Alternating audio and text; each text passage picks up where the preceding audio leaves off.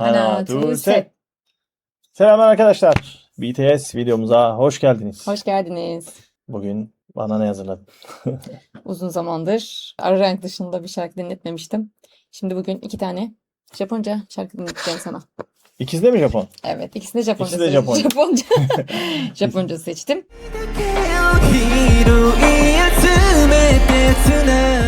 Vay. Film Out'u dinletecektim zaten sana. Onu bayağı söylüyorlardı. Yanında bir tane daha Japonca. Benim çok sevdiğim Crystal Snow. Onu hazırladım sana. Okey. İkisi de vokal ağırlıklı bir şarkı. İlk İkisi önce de vokal ağırlıklı dedin o zaman. Film Out'la başlıyoruz. Klibi değil. Canlı performans mı o? Yani onlar paylaştılar canlı. Hadi bakalım. Hadi bakın. 浮かび上がる君はあまりに鮮やかで、まるでそこにいるかと手を伸ばすところでふっと消えてしまう淡々と降りてもた記憶の中で君だけを拾い集めてつなげて宙に打ちして眺めながら込み上げる痛みで君を確かめている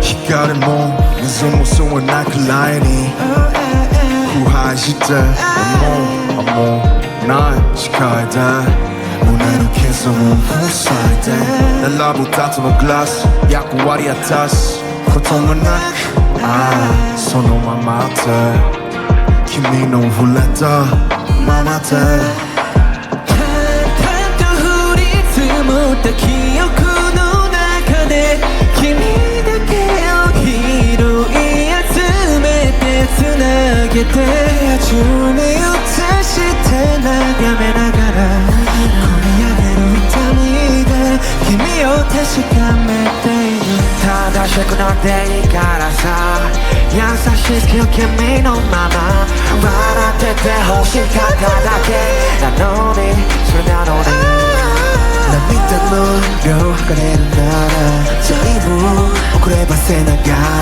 やっと今君の隣まで追いついて見つけたのさたったと降り積もった記憶の中で君だけを拾い集めてつなげて自由に映して眺めながら何一つ消えない君を抱きしめて眠るその響きが息分なくして部屋をさまよってる嗅いでしまった香りが漏れた熱が残ってるうちは残ってるうちは浮かび上がる君はあまりに鮮やかでまるでそこにいるかと手を伸ばすところでふっと消えてしまう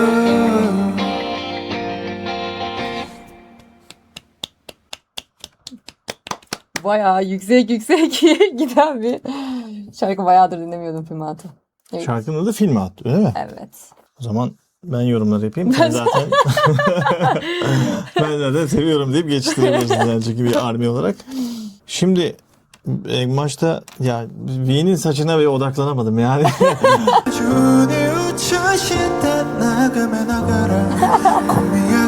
V'nin saçını görene kadar her şey Fluffy. güzel. Çok komikti. İlk defa böyle bir saç O gördüm. Butter zamanında o tarz Öyle bir şeyi de oldu performansı. Benim gibi. Benim de biraz uzun olsa aynı benim kadar cansız böyle sönük bir saç yapmış. Komikti yani ama önce şunu söyleyeyim yani Jungkook dümene geçmiş şarkıda. Şarkıyı yönlendiren kişi gibi şarkı söyledi. Evet. Şimdi Jungkook her yerde şarkıyı süsledi. Kesinlikle Arka süsledi. planda şeyde. Zaten girişi o yaptı. Evet. Ama ondan sonra devamında yani resmen bir geminin dümenindeymiş gibi şarkıyı yönetti. Süsleye süsleye. Harika yönetti. Arem'in rapi harikaydı. Ben de yarım parti. Arem harika bir rapti. Çok güzel değil mi? O Şarkının ritimle içinde çok güzel giriyor. mükemmel, belli edici bir raple. Evet. O rap yaparken Jungkook onun rapini yine süsledi. 시간을 멈는 무서운 나클라이니 후하 진짜 Suga'nın da arkasında söyledi. Hepsinde söyledi. Jungkook. J-Hope'unkini de hatırlamıyorum. Ondan sanki sonra söylemişti. tek tek işte girdiler. Jin çok güzel yine vokalini sergiledi. Suga kendi klasik Evet. rapiydi. Ama tabii benim için yine en öne çıkan şarkıda Jungkook'un bu yapmış olduğu iş. Arem'in rapi, Ve Jin'in vokali harikaydı. Ondan sonra Jimin dedi ki bir durun burada ben varım Evet. diyerek de.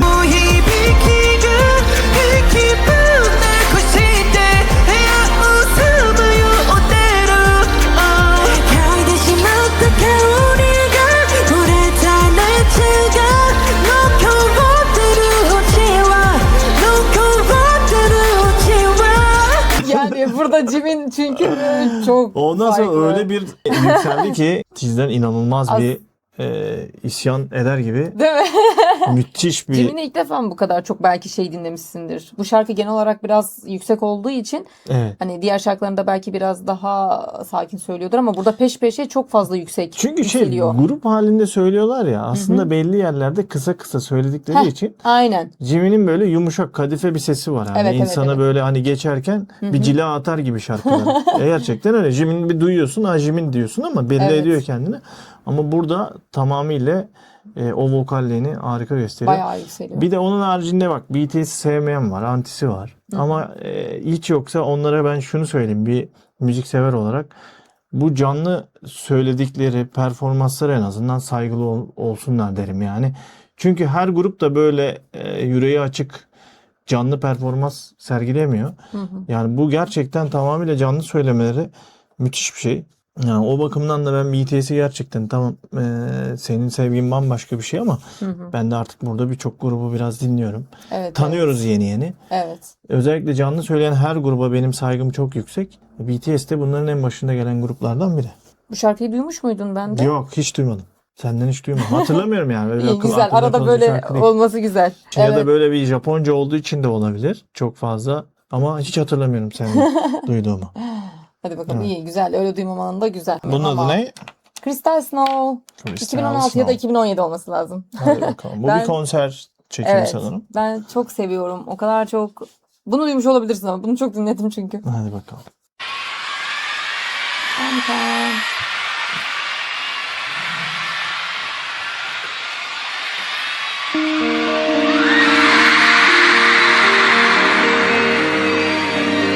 Bu konser gibi değil de master diye bir şeyleri oluyor onların. Hayran buluşması gibi bir şey. Şarkı da söylüyorlar. O tarz bir şey olabilir.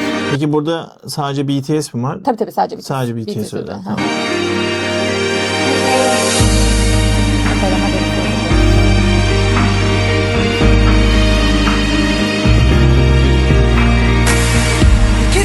Yani genel anlamda Çok güzel olacaktı.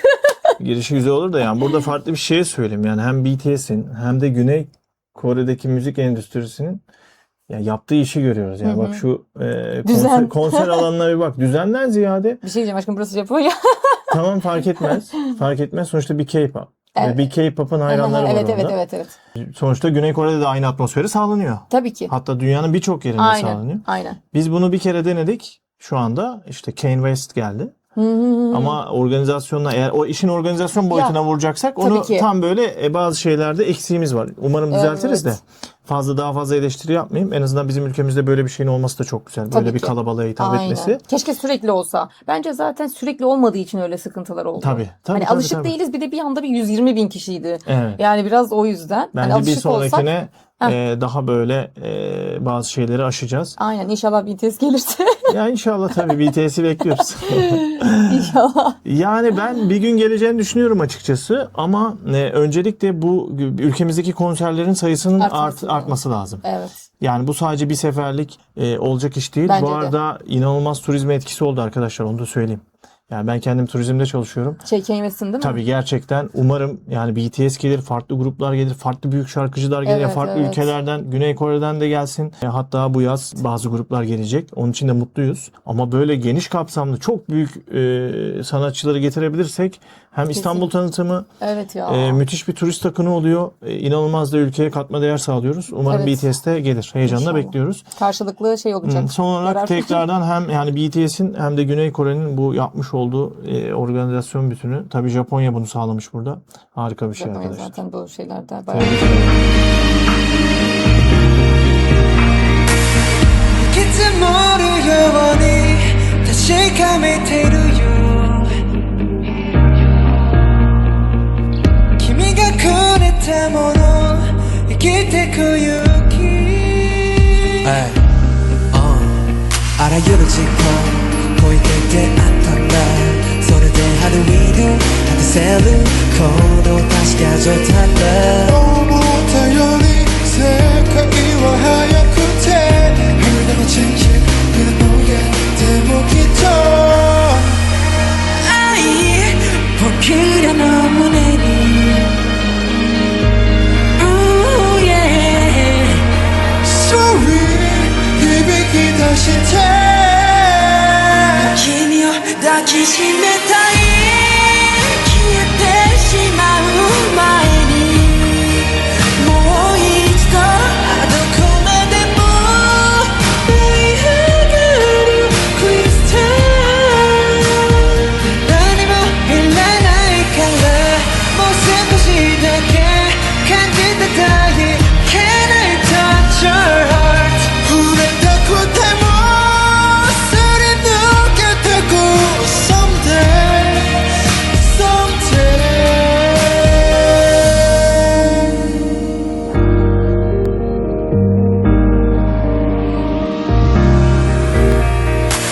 小さな笑顔がなぜか苦しい How can I be closer?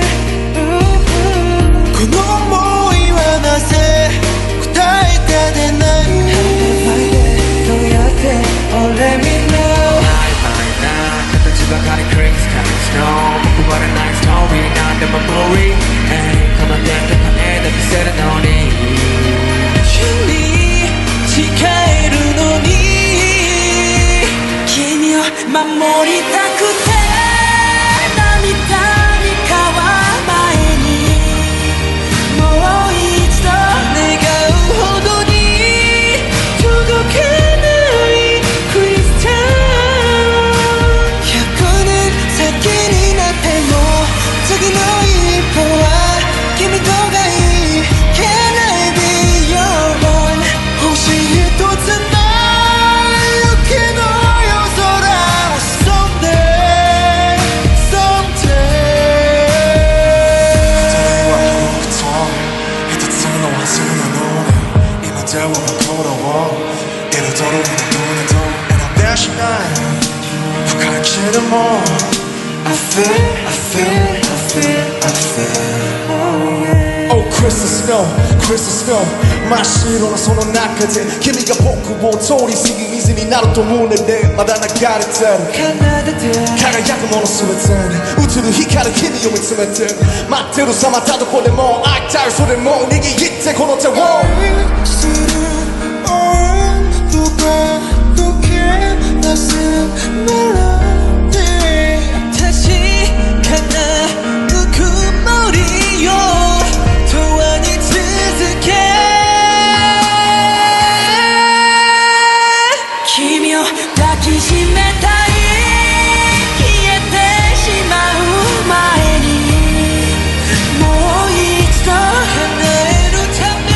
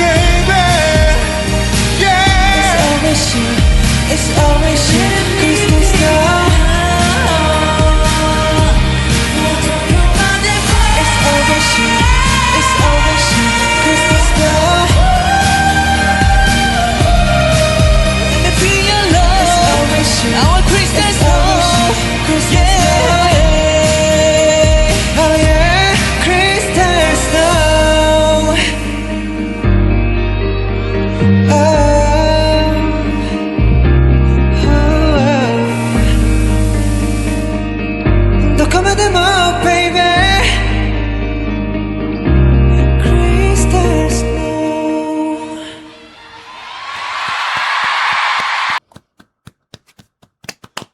5,5 dakika bir şarkı. Uzunmuş. Uzunmuş. Şuradaki cinin yükselişini gördün mü sen, fark ettin mi? Tabii ki. Ha, Tabii ki. belki dedim Tabii görmediysen ki. gösterecektim sana. Çünkü arkada kalıyor. Şimdi arkadaşlar müzikte böyle güzel bir şey işte, yani bakın orası Japonya'da dedin konser. Evet. Güney Kore ve Japonya tarihsel anlamda çok da böyle anlaşabilmiş bir millet değildir. Ama işte müzik insanları böyle birleştiriyor. Aslında keşke arada böyle sınırlar olmasa. Herkes dostane aynı duyguları her zaman yaşasa. Bunu bütün dünya insanları için de söyleyelim. Evet. Sınırların bir önemi yok. Önemli olan duygular diyerekten. Kamu spotumuz bittikten sonra. Şimdi önce şeyi sorayım. Japonca biliyorlar mı üyeler? Çoğu biliyor. Hatta hepsi biliyor olabilir. Yani akışkan olarak bir Korece gibi Akışkan konuşabiliyorlar. Korece gibi konuşabiliyorlar yani. Yani böyle günlük konuşmayı konuşabiliyorlar. He, anladım, Hı hı. anladım. Çünkü Japonya'ya bayağı programlara gidiyorlar, konuşuyorlar orada. Çok iyi. Hatta çok bazen iyi. bayağıdır konuşmadık falan deyip çekinebiliyorlar ama Yani olay İngilizce gibi değil. yok. Yani İngilizce de biliyorsun. Çoğu sadece bir üye Evet, çok iyi evet. olarak. Onun için sordum. Yani O güzel. günlük konuşmayı biliyorlar diye biliyorum. Çünkü gerçekten harika söylediler. Biraz O- Korece'ye alışmışım Pula ama hani Japonca'ya çok alışık değilim. Ben Değil şimdi mi? bu şarkıyı da sen çok dinlemişsindir. Hiçbir şekilde hatırlamadım. O kadar Ama bu Japonca ile alakalı olabilir. Çünkü Korece şarkılara çok alışık kulağım. olabilir. Akılda kalmamış olabilir belki Evet. senin ama ben gerçekten çok dinledim. Hele son zamanlarda çok dinledim aslında. Ben yine bir önceki şarkıya benzer yorumlar yapacağım. Yine Jungkook dümendeydi. Şarkıyı yine yönetiyordu. Arada yine vokalleriyle bütün şarkı içinde desteği var. J-Hope çok tatlı bir Evet. rap yaptı.あらゆる時間超えて出会ったんだそれで How do we do 果たせるこの確か状態だ Evet, J-Hope ve Suga çok, hatta Arem de öyle. Çok kısa, hatta Arem 3.11'e kadar hiç yoktu. Baktım orada özellikle. 3 dakika 11. saniyeye kadar Arem'i hiç görememiştim. Yok. Rapperlar kısa kısa girmiş yani burada. Genelde vokalin çok ağır olduğu, yani ağırlıkla vokalin Evet. olduğu. Ben demiştim sana aynen, iki şarkıda Evet. vokal ağırlıklı şarkı. Tabii ki bütün vokaller harika. Jin özellikle bu iki şarkıda da beni çok şaşırttı. 다시 가나 누구머리요 도안이 드득해 Ya çünkü Jimin'i hani biliyoruz, V, Jungkook derken Jin'in aslında ne kadar iyi olduğunu gösteren bu iki şarkı. Jin'in ne kadar iyi olduğunu gösteren şarkılar bunlar. Onu da söyleyeyim. Hani diğer vokaller zaten çok iyi biliyoruz ama Jin'i bilmeyenler için söyleyeyim daha doğrusu. Ben zaten sana diyordum, Jin'in sesine Japonca sanki daha Değil mi? farklı yakışıyor. Ben Bak hiç söylediğini hatırlamıyorum ama öyle hissettim yani. değil mi? Yani ya nasıl bilmiyorum. Belki de Japonca şarkılar söyleyiş şekli onun sesine mi yakışıyor? O Japonca şarkılarımızda Jin farklı bir öne çıkıyor yani. Başka Evet. şarkılar da var, sadece bunlar değil. Ama benim için bu şarkıda ben genel olarak çok seviyorum zaten. Çünkü birden çok part alıyorlar rap haricinde. Diğer üyeler birden çok söylüyorlar. Evet. Ama BTS'de genelde rapper bir tane söylediyse bir daha genelde söylemiyor şarkılarda. Bir tane part oluyor.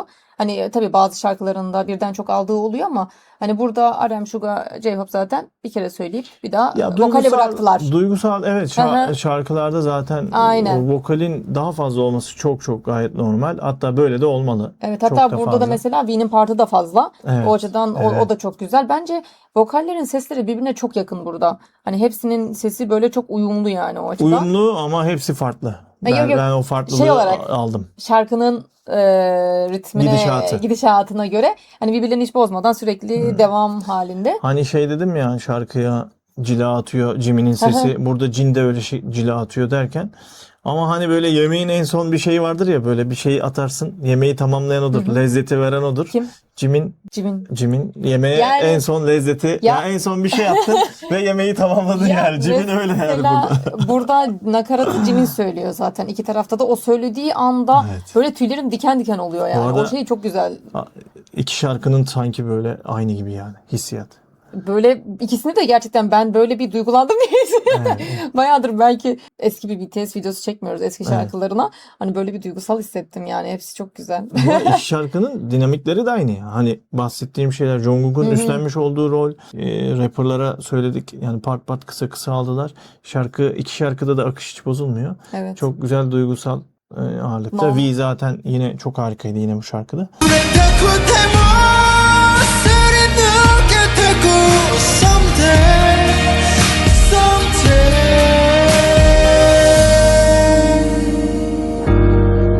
Uzun uzun da söyle dedin ya. Ama yine iki şarkıda da Jimin'in yükselerek bitirişleri Ya. o bakımdan biraz aynı gibi de şarkılar. Jimin'in sesi o kadar karakteristik ki yani neredeyse onun yerini kimse söyleyemiyor, dolduramıyor gibi. Öyle. O kadar farklı bir tat katıyor şarkılara. Hani o açıdan çok da belli ediyor zaten kendini. Çok güzel söylüyor. Şu an aklıma geldi. Başka Japonca şarkıları da o iki Japonca da o kadar hüzünlü ki yani ikisini aynı videoda yapabilir miyiz bilmiyorum. Japonlar demek ki de yani orada özellikle duygusal şarkıları daha çok Belki de popüler şöyle olmasıyla alakalı olabilir. Daha çok seviyorlar sanırım. bazen Japonya'da konser verdiklerinde mesela Idol diyeyim. Idol'ın Japonca versiyonu da mesela Idol'da yok da hani bazen bazı şarkıların Japonca versiyonunu söylüyorlar orada. Hareketli şarkılarında. Olabilir. Ama şu an düşündüğümde sanki Japonca şarkıların çoğu duygusal gibi. Ha, güzel, güzel. Aynen daha çok Biz de şarkımız severiz var. duygusal şarkılar. Gerçekten güzel. Aynen ben bunları senin tarzın olabileceğini düşündüm. Hatta Crystal Snow'un belki biraz daha fazla beni bileceğini düşündüm. Bence iki şarkı da harikaydı. Bana ikisi de aynı hissiyatı verdi. Yani ikisini birbirinin üstüne koymuyorum. Ve şarkının genel anlamda değerlendirsem aynı değerlendirmelere sahipler benim için. Düşündüğünde ama bu iki şarkı arasında bir 6-7 sene var. Öyle mi? Yani Bilmiyorum. 6 sene vardır. 2021 diğeri de 2016. 5-6 sene vardır yani. İkinci şarkı uzundu. 5,5 dakika. 5,5 dakika uzundu. Bir de güzeldi ya. Çok güzel. BTS'i de uzun zamandır şarkılarını da dinlemedik sanırım. Evet. Run BTS'in yeni bölümlerini izledik. Evet. Vallahi özlemişiz ya dinlemeyi de. Değil mi? Aynen. O zaman sonraki yine BTS videolarında Görüşmek ve üzere. diğer K-pop tabii reaction arada. videolarımızda da görüşmek üzere. baby